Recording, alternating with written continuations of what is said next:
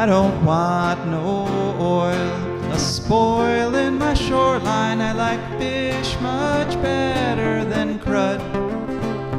I like birds and things a-creeping and crawling. Won't trade no more oil for blood. The sun done give us all we need to make this country run. But that black demon oil's got us fussing and fighting, and I do believe it's time we was done. I don't want them nukes run by them kooks who think radioactivity is fun. No more three-headed frogs or kids with leukemia. Nuclear power ain't fit for a dog. The sun done give us all we need to make this country run. But that nuclear power's got us fussing and fighting, and I do believe it's time we was done. No nukes!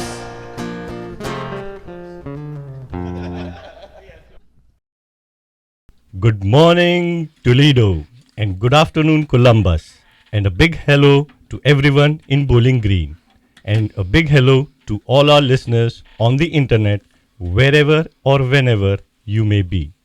I'm your friend and host, Shehbaz Khan, and I'm here with my incredibly resilient co-host, Rebecca Wood. I have not had a great week. Sometimes everybody goes through that. Very true. Together, Rebecca and I are going to create an unforgettable hour of radio called For a Green Future. This show, For a Green Future, is all about ecology and environment. We talk about those subjects in the way they affect you, your wealth, your health, and your happiness, as well as the wealth and health and happiness of your friends and families, and the praying mantises and elephants and whales and algae. And slime molds. Yes, all the living creatures, and pretty much everybody and everything, because we are all wrapped up together on this beautiful bit of stardust called Earth. I can also call it a miracle planet, because we don't find such life and diversity in on other planets. Very true. We have yet another excellent show lined up for you today. We are just going to chat about various ecological things for a few minutes. Then we have an interview with a longtime friend of this show, Diana D'Arago. We reported last week how Biden administration has approved an interim waste storage site in New Mexico. We will be taking a deeper dive with Diane to talk about what exactly means for you and your family. Then at the bottom of the hour, we will hear from our incredible patrons and sponsors. Then we will hear from Rebecca. Rebecca, what are you going to talk about today? Star of Bethlehem flowers. Bethlehem flowers. Wow. They're invasive in Ohio. And they're here. But they have a very interesting name. Yes. Okay, that sounds interesting. Then it's ecological news, and hopefully at some point we'll hear from you at 877-909-1007. This is a call-in show, and it gets better every time you call. So let's start talking about, and I mean, let's, that means the word let's, as in let us. We'd love to hear from you during the first part of the show. We started this show 4 years ago with the dream that it would be a show where people regularly called in with questions and comments. It has been suggested that we stop doing this show live on Sunday mornings and switch it to a completely pre-recorded format. That way, we could control the quality better, and doing the show would actually be easier for us. It's a challenge to do programs live, where every mistake is is instantly broadcasted. But we keep doing it in the hopes that one day you'll call in and give us your opinion because we value your opinion that much. Another opinion we value is that of Dr. Mark Jacobson from Stanford. We have had him on the program before talking about his research that shows we can reach 100% zero carbon for all our energy without nuclear power, and quoting the title of his book with, and I quote, "No miracles needed." Our friend Dr. Jacobson recently made a tweet that blew up on Twitter. On May 16th, he tweeted, and this is his actual tweet, and I quote, "Lies people tell about nuclear power. Number one, it is zero carbon or zero emissions. Number two, delays in building it have no impact on carbon dioxide or health. Number three, it doesn't need backup. Number four, it is low cost. Number five, it doesn't increase the risk of nuclear weapons, proliferation, or war. Number six, meltdowns cause no deaths or illnesses." End quote. So, as you can imagine, the nuclear trolls exploded when that much truth was shoved at them at once. But Dr. Jacobson held his own against them because every single point he made is demonstrably true. Let's go throughout and turn each of the lies Dr. Jacobson listed back into truths. Number one, nuclear does have emissions. Some of them you can see, those big billowing clouds of water vapor coming out of cooling towers that you can see with your own eyes are a potent greenhouse gas emission. In fact, water vapor is a more potent greenhouse gas than carbon dioxide. Other emissions from nuclear plants are invisible, but very real. The hot water coming from nuclear plant is a pollutant. The Diablo Canyon nuclear plant kills millions of fish every year with its hot water emissions. Davis-Besse is licensed to dump all kinds of chemical pollutants into Lake Erie through its cooling water. Yeah. Number two, delaying the switch to wind and solar hurts people's health every single day. It's very, very easy to see the truth here. Every day that coal plants pump pollution into the air and gas cars put their tailpipe emissions into the air, we can be sure that the people who breathe those emissions in, especially the children, will be hurt. Air pollution causes lung diseases like asthma, emphysema, and cancer. It's great irony that one of the greatest liars of the 20th century, Rush Limbaugh, used to claim that there literally was no such thing as air pollution and then ended up dying from lung cancer. Rush led the way in the strategy of doubling down on a lie. When confronted on his call-in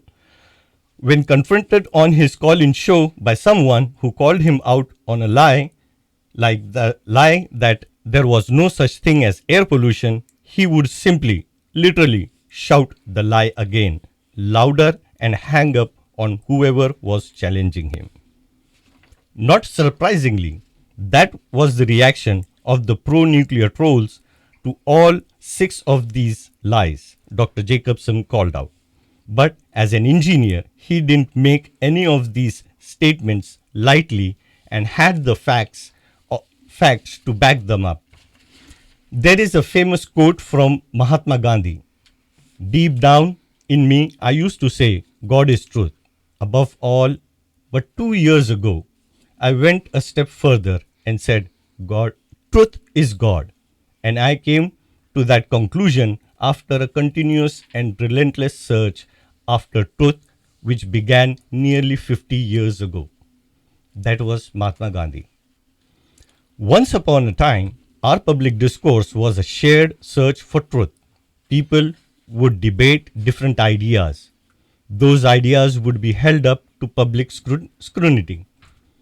Anyone could research those ideas for themselves, and the truth would win out over lies.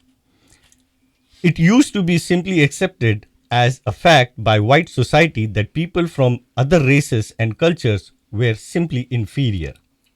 Once that idea was held up to public scrutiny, it became clear that it was a lie. People saw for themselves that it was the content of a person's character, not the color of their skin. That determined how good they were. And in fact, no race is inherently better than another. We all have our villains and heroes. The problem is, today, people are increasingly letting their perception be shaped by the media. We have talked before about how global warming deniers are able to reject the evidence of their own eyes and bodies as the world warms around them, as winter gets shorter and shorter, as heat waves and forest fires become more common and more deadly, as floods and rising seas swallow more and more of the land. The reason is approximately one third of the American public has gotten into this state. This is because they have come to trust certain, and I quote, voices of authority like Rush Limbaugh and more recently like Tucker Carlson.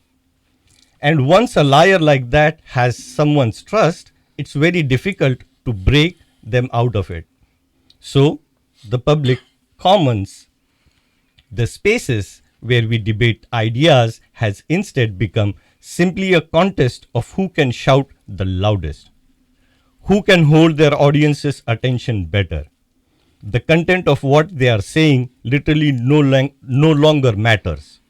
So, even when someone like Dr. Mark Jacobson makes a statement that is true, the measure of what he is saying becomes how many retweets and likes he gets, not the truth of what he is saying. However, those of us who still believe in democracy still believe that the search for truth is important. Now have a responsibility to support and rebroadcast that truth as never before. The one thing we have gone for is that truth is more persuasive than lies. That's why liars have to work so hard and repeat their lies so often and spend so much time and energy amplifying these lies. And why most of the time only a minority actually end up believing them. Okay, we have a caller. So let's talk to the caller. Hello. Hello. Hello. Yes, hello. Good morning and welcome to the show For a Green Future. May I am. I'm not calling to comment on the nuke issue, but I was wondering if I could say that, well, call attention to what I think is with the forever chemical PFAS in Lake Erie, because I participate in webinars from they're hosted by Ohio State University, and also I'm a member of Isaac Walton League and monitor streams. And there's a large, I guess you'd call it a Superfund site issue in Flat Rock, Michigan, which is where the PFAS is originating, and it's going into the Huron River, and which is tributary to Lake Erie. And there they have signs: "Do not even touch the water."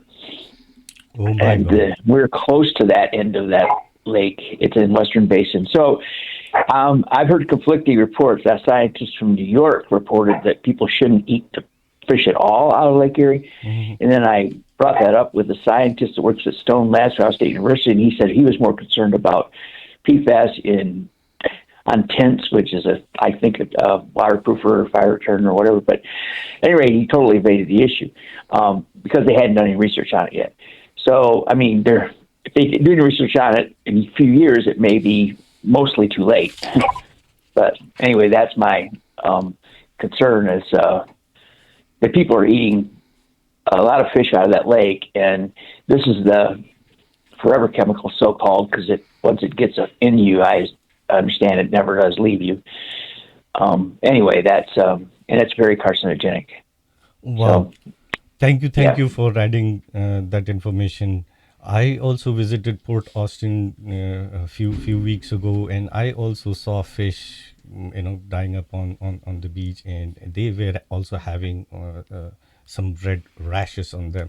I don't know whether it is because of all these pollutants being dumped into our rivers and lakes. So, thank you very much for such information. We would surely try to follow up this story on Huron River as well. Thank you so much. Okay, thanks. Thank you. So, as we proceed further, we were talking about Dr. Jacobson's tweet, and the third point which he made was nuclear power doesn't need backup. So, I think that is completely false. Except when it does. And they had to pay billions of dollars, Right. taxpayers' money. So nuclear power plants obviously need backup. Nuclear power plants regularly have to be backed up by fossil fuel plants because some kind of breakdown forces them to shut down unexpectedly. Transformer fires, leaks, stuck valves regularly force nuclear power plants to scram. Or- Especially when been operated for decades longer than they were designed for and are just Yeah. falling apart. Yeah, I mean, they're extending their usage, beyond their limits. So, these also cause emergency shutdowns. And when those huge nuke plants crash, natural gas or coal plants have to scramble to replace them before the entire electrical grid crashes. This is easily proven by looking at NRC incident reports, but the pro-nuclear trolls know very few people will take the time to do this. Number 4, nuclear power is low cost. Nuclear is the most expensive form of power ever created. The Vogtle plants in Georgia, which took almost a decade longer to build than planned and which cost triple their original budget, were literally the most expensive power plants built in the history of the human race. To quote the website Utility Dive, and I quote, plant Vogtle's costs have now ballooned past $35 billion, making it the most expensive power plant ever built on Earth. If all construction costs for Plant Vogtle get moved into the rate base, Georgia power bills will increase 20% for 6 years. 60 years. Excuse me. It will increase, the 20% increase will be for 6 years. 60. Excuse me, Georgia 6 power plus bill. 0. Yeah, 6 plus 0. So 6 plus 0. It's inconceivable, 60 years. Georgia power bills will increase 20% for 60 years, according to calculations made from PSC filings. End quote. So, this lie seems pretty simple and straightforward to dispel, right? The problem is it's supported by another lie. Pro-nukers claim that if you run nuclear power plants over 100 years, averaged out, they turn out to be cheap. The problem with that lie is that no nuclear plant has ever lasted more than 55 years. They have all broken down and been decommissioned long before 100. Most only last 40 years. So the fifth point which he made was nuclear power doesn't increase the risk of nuclear weapons proliferation or war. Nuclear power plants clearly increase the risk of proliferation of nuclear weapons and nuclear war. Iran is building nuclear power plants for the express purpose of using them to enrich uranium to make nuclear bombs. Many other nations run by dictators also want nuclear power plants so they can have bombs, along with nuclear power, of course. We see in Ukraine that having nuke plants does not prevent your country from being attacked. Even though if those plants are blown up in the war, the nuclear fallout threatens the whole world. And finally, his sixth point, meltdown cause no deaths or illnesses. Nuclear meltdowns certainly do cause death and illnesses. The truth here is also very easy to figure out. We know for a fact that radiation causes cancer, birth defects, and other diseases. If you flood an area with radiation, as happens in a nuclear power plant meltdown, you will increase the amount of cancer, birth defects, and other diseases. It really is that simple. Governments and the corporations responsible for nuclear accidents try to dance around this and claim there's no proof of this happening. But all you have to ask yourself is how could it not happen? That is, if you put poison into the environment, how could it not affect the living things in that environment? As one of the mothers quoted in Dr. Heidi Huttner's movie Radioactive, the movie of 3 Mile Island says, and I quote, "Trust nothing that corporation tells you and question everything the government tells you." So, kudos to Dr. Jacobson for telling the truth and exposing the nuclear industry's lie. The problem is that while his truthful anti-nuclear tweet has been seen by about 60,000 people, Elon Musk regularly puts out tweets saying things like nuclear power is great that are seen by millions of people. So, in the battle for truth, the pro-nuclear industry has huge loudspeakers to blast out their lies, while we only have our own voices. But that doesn't mean we give up. We have to use our voices to support the truth as much as we can. That's why we started this program, For a Green Future, and why we continue to bring you as much information as we possibly can. One of the voices we regularly turn to for truth is our good friend Diane at NIRS. Last week we reported out on how the NRC has given a license to Holtec to create an interim nuclear waste site in New Mexico. In this interview, we will be going on a deeper dive into this story and talking about what this means to you in terms of your health and exposure to radiation. Okay, Josh, let's get on with that interview. Sure. This is Diane Dorigo. I'm with the Nuclear Information and Resource Service based out of the Washington, D.C. area and have been tracking nuclear waste issues since the early 1980s, including nuclear waste transportation. Okay. And we have had you on the show before where we were talking about this idea of interim waste storage. On May 10th, the Nuclear Regulatory Commission, NRC, granted Holtec a license to operate one in New Mexico. Could you just review what this scheme would do for our audience? Sure. It was actually May 9th. The Nuclear Regulatory Commission gave a license to Holtec, a company that also is decommissioning nuclear power reactors around the country, to bring nuclear waste for supposedly temporary storage in a community in New Mexico, in generally the southern part of New Mexico, and it would potentially take 173,000 metric tons of nuclear waste, and that's a lot. That is more than is even. Well, right now in the country, we've got about 90,000 metric tons. This is what's created at nuclear power reactors. If you have nuclear power, you always have nuclear waste. You have so-called low level and you have high level radioactive waste. And the high level or irradiated fuel, they sometimes call it spent fuel, it is millions of times more radioactive than the fresh uranium fuel when it goes in. And it stays dangerous literally into the millions of years.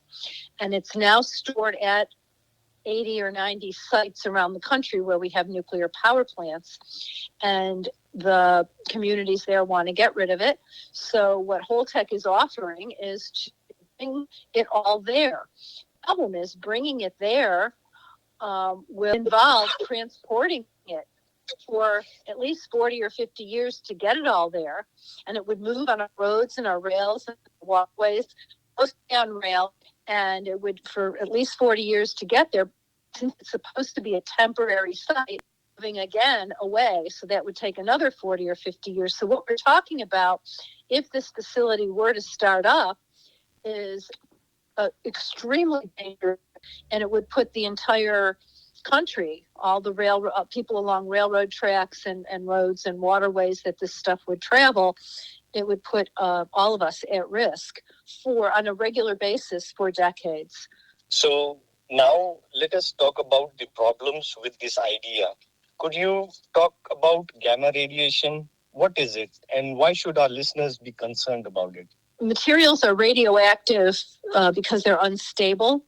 And in order to try to become stable, they give off energy in the form of alpha or beta particles, which are stopped by shielding.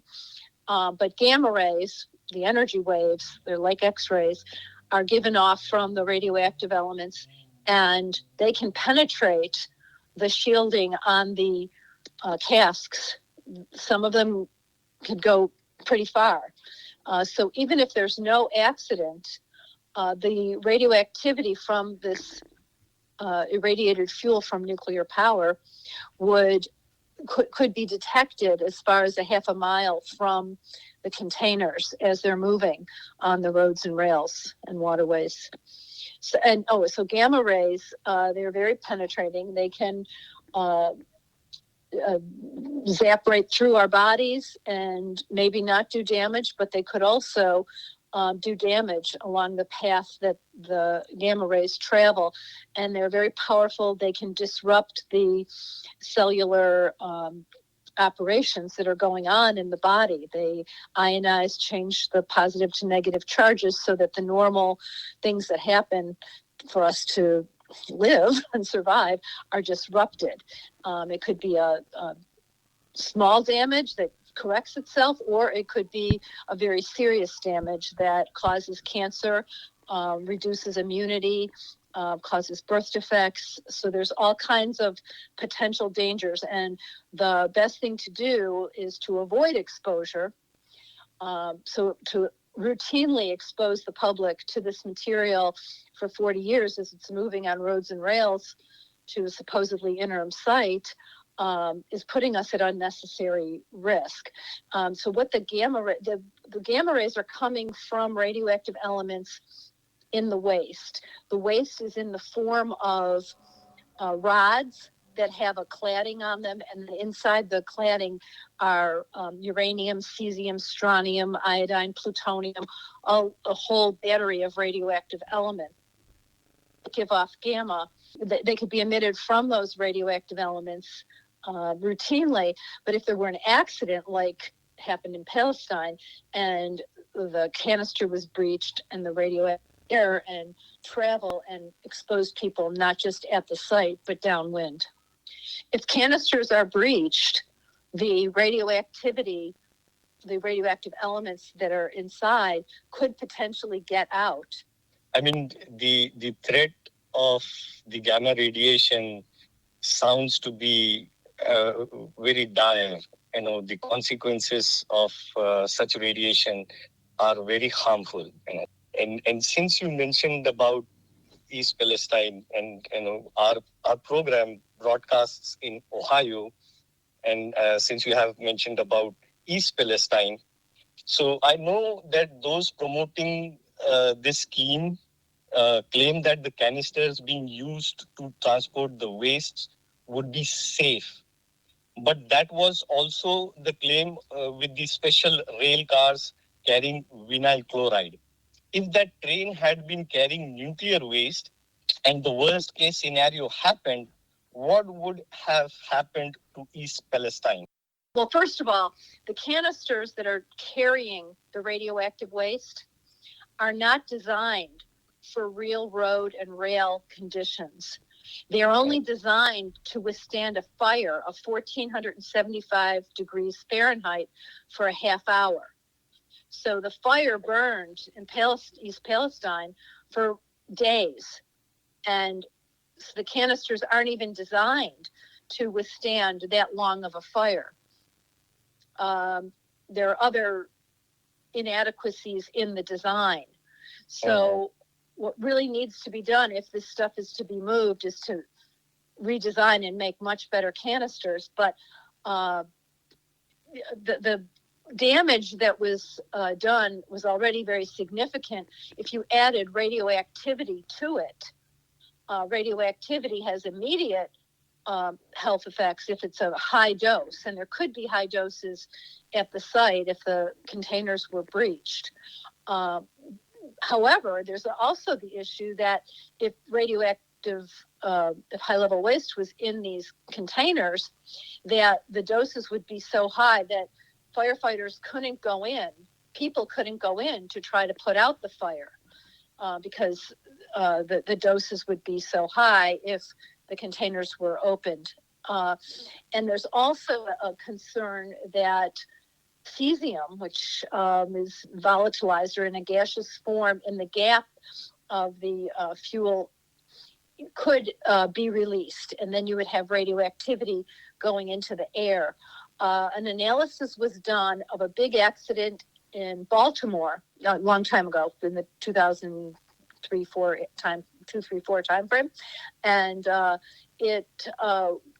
analysis was that 35 square miles around the site, if there were radiated fuel in that fire, which also burned for days, that 35-mile area would be contaminated, and that there would be in the range of 4,000 to 28,000 deaths, cancer deaths.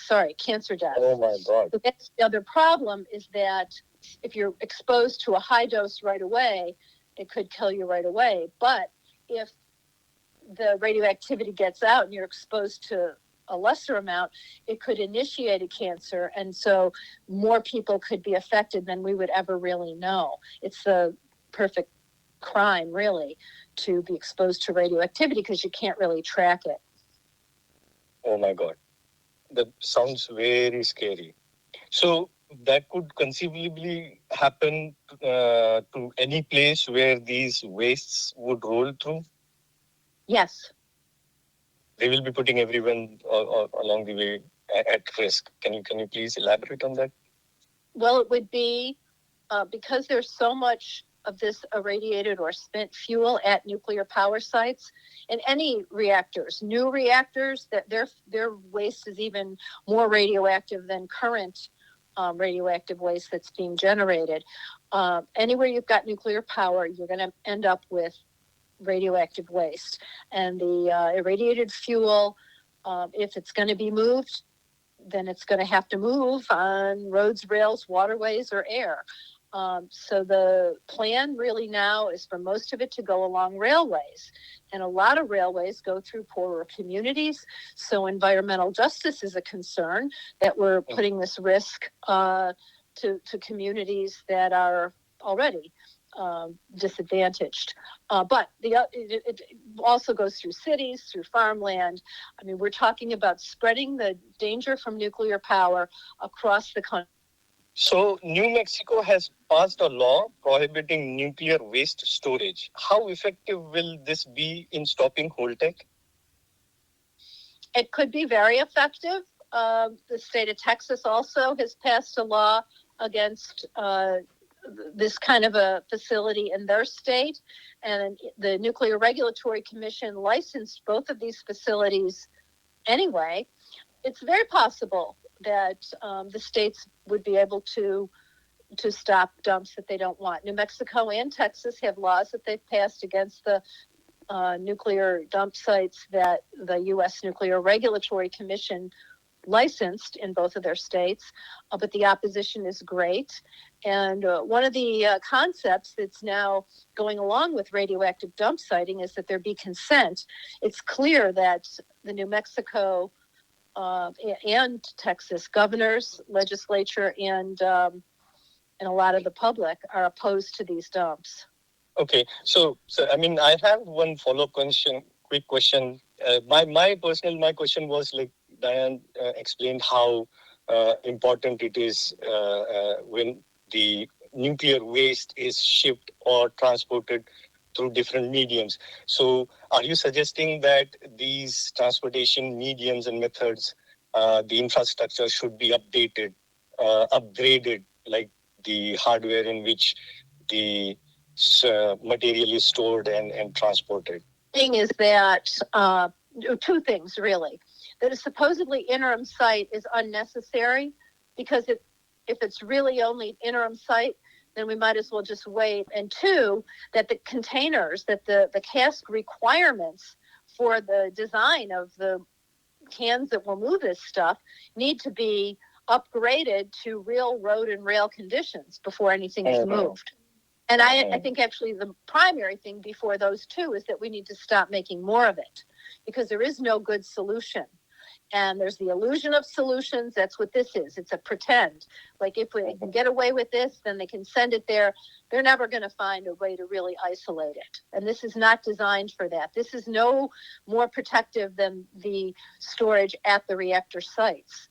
And it's not safe there, and it's not safe at centralized storage. So we really should focus on stopping making it and finding a way to truly isolate it. Thank you very much for your time, Diane. We really appreciate it. If our audience wants to learn more about NIRS, how can they do that? We have a website, www.nirs, as in Sam.org. Nuclear Information and Resource Service, NIRS, is our website. And I think from there you can sign up for, I know that you can sign up for alerts that we send out on various issues. And you can also join our Twitter feed. We have a YouTube channel, and we're also on Facebook. That is NIRS. To all our audience, it is NIRS. Thank you very much once again, Diane. Unfortunately, this interview has to end.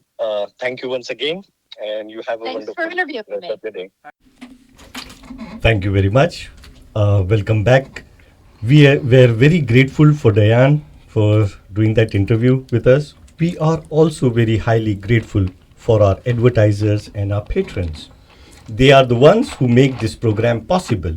Let's hear from them now. For a Green Future is also brought to you by the Wood County Park District. The Wood County Park District is a natural resources conservation agency.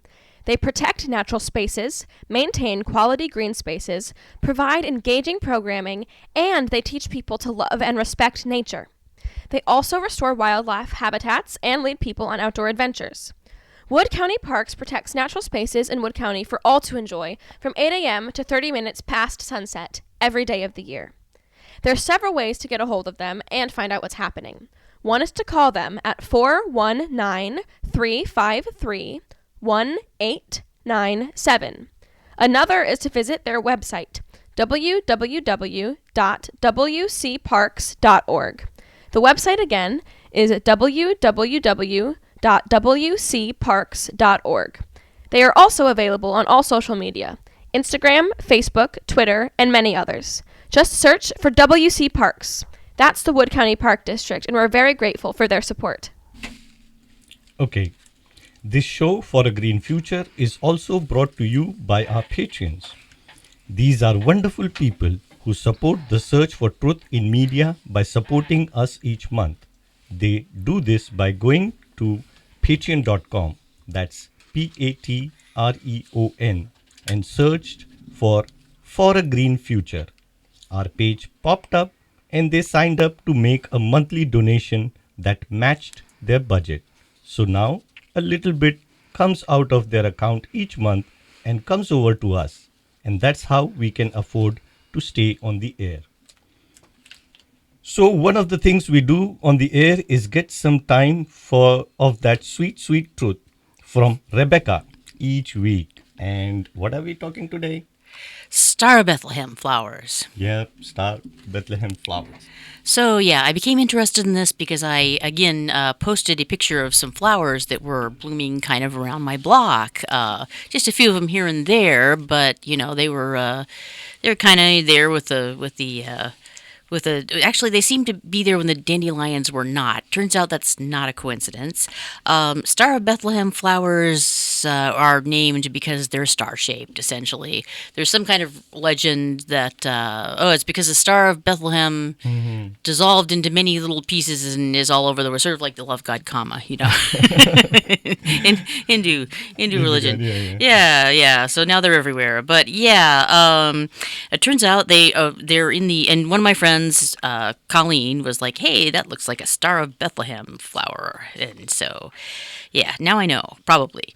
Anyway, they're in the genus Orthogallum, or Ornthogallum. Sorry, there's an N in there also. Some people think they look like birds, either birds or they're usual. Most of them are white, so one of the articles says they look like bird droppings. Possibly. That's, yeah. So, they're lovely flower to look at anyway. I don't think they look like bird poop. They're mostly native to Europe and South Africa, although a few species are native to the Caucasus, Afghanistan. Well, the Caucasus are in Europe. Why are they telling me this? Anyway, they're currently in the family Asparagaceae. They grow from bulbs. They have clusters of star-shaped flowers, usually white. And this is where the trouble starts. There are between 50 to 300 species. Wow. There's a lot of disagreement. I just gave up on the taxonomical classification because there seems to have been a perpetual fight among botanists going on about this, like a pitch battle since the 1700s. Oh my God. It is so complicated. They're perennial because bulb. There's something called a geophyte, meaning that they have an underground storage organ, which helps them perennate or, be perennials, helps them come back every year, helps store carbohydrates and water, can also protect against extremes of temperature, drought, yada, yada, yada. They have lance-shaped leaves. They were described originally by Linnaeus in 1753. They kept shifting exactly what other plants people thought they were related to throughout, really from the 1700s onward. They've been classified with onions, hyacinths, and lilies, and now they're tentatively in the same family as asparagus. So, who knows I don't know what they're doing. Right, they're used for cut flowers and also for garden flowers. Some of them are edible, and others are poisonous. Wow. So that's special. I'm gonna go ahead and say don't eat them, unless you are an actual qualified botanist. They've been known to kill grazing animals because the bulbs. Well, okay, the foliage in some cases is poisonous to grazing animals. The bulbs contain toxic alkaloids and cardenolides, which it turns out are a type of steroid that causes heart failure. They were included in something called the Bach flower remedies, which some guy made up. They're brandy and water with flowers in them, and there's no evidence to prove that they work at all. So, yeah. Then, according to the Missouri Department of Conservation, they have actually 3 petals and 3 sepals, which are kind of the outer petals that enclose the inner petals, I guess. But when they all look alike, they're called tepals. So they're all tepals. Cute 6 name. tepals. There it is. It is kind of cute. Yeah. They have usually green lines on the underside. They really love cool spring weather and bloom from May to June, which probably accounts why there are so many in my neighborhood right now, because we've had a week and a half, couple weeks of very, very cool weather. They sort of look like crocuses and also native false garlic, only more yellowy. So yeah, that is Star of Bethlehem flowers. They're big this year because of the weirdness in the weather again. Thank you very much. That was Rebecca, dear listeners. She's always interesting, and this also adds up. Like whether we hate or we like any species or any, they are still part of our planet. So we move on to our last part of the show, that is news, some ecological news. Number one, time to pay the piper. The journal One Earth has done an economic study that actually puts a dollar figure on the damage created by global warming. By using Carbon Majors database, they identified the 21 corporations that have put the most carbon in the air since 1988. The authors of the study have calculated that these corporations should be paying the countries that are most at risk from global warming over $200 billion every year. That damage estimate was deliberately low since it didn't include damages such as loss of life or loss of work. One of the co-authors, Richard Head, in an article in The Guardian on May 19th said, and I quote, "This is the only tip of the iceberg of long-term climate changes, mitigation and adaptation costs." End quote. The authors of the study anticipate that over the next several years, these damages will increase into trillions of dollars. In a related study, the Union of Concerned Scientists published a peer-reviewed study in the journal Environmental Research Letters that qualifies just how much the carbon being put into the air has increased the severity of forest fires. Building on an earlier 2014 peer-reviewed study by Richard Head, the study finds that 48% of the wildfires in the western North America can be linked directly to the carbon emissions from 88 companies. The worst carbon emitters are BP, Chevron, ExxonMobil, Gazprom, the National Iranian Oil Company, Saudi Aramco, and Shell Oil. These companies account for almost 20% of all carbon emissions. So, all the wildfires we have been reporting on that have caused so much death, destruction, and financial ruin all over the West can be laid directly at the doors of these corporations. Both these studies are part of what is called climate source attribution science, a new field that directly links emissions that cause global warming to the damages caused by that global warming. As more and more scientists and economists turn their attention to the problem of global warming, we are gaining more and more evidence that the fossil fuel industry, rather than being a source of global wealth, has now turned into a force which is undermining the world's economy and threatens to collapse our entire economic system. Second news, ocean fish suffocating. Warm water can hold less dissolved oxygen than cold water. As oceans are rapidly warming, huge areas are losing oxygen to the point where fish can't live there. The website Yale Environment 360 has a story on May 11 titled "As Ocean Oxygen Levels Dip, Fish Face an Uncertain Future." They quote scientists that say deoxygenation is actually more serious problem than either the ocean warming or acidification. Of course, all three are serious, but without oxygen, the other problems don't matter as much because there would be no fish to be affected. Researchers paint a grim picture of tropics being completely devoid of fish. As tropical species move north and south away from the equator, the fish species at the poles adapted to living in very cold, high oxygen environments would go extinct. Worldwide, the oceans lost 2% of its oxygen between 1960 and 2010. It's expected to lose another 5% over the next 100 years.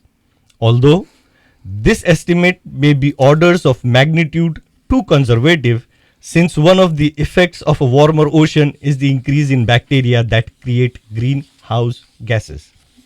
That could speed the deoxygenation even more. These bacteria are responsible for the Gulf of Mexico's oxygen depleted dead zone. The loss of oxygen is not evenly spread across the ocean. The Northeast Pacific has already lost 15% of its oxygen. There are three main factors. Warming waters can hold less oxygen. This effect causes about half the oxygen loss. Bacteria bloom in the warmer waters. This is most evident along the coastlines where warming waters combine with pollution and fertilizers run off to create conditions which grow bacteria. And global warming suppresses the ocean currents which have in the past carried oxygen around the globe. Microplastics may also have a role. Zooplankton eat phytoplankton. Normally, these animals and plants, which make up most of the life on Earth, maintain a balance which keeps the amount of oxygen in the water and atmosphere high.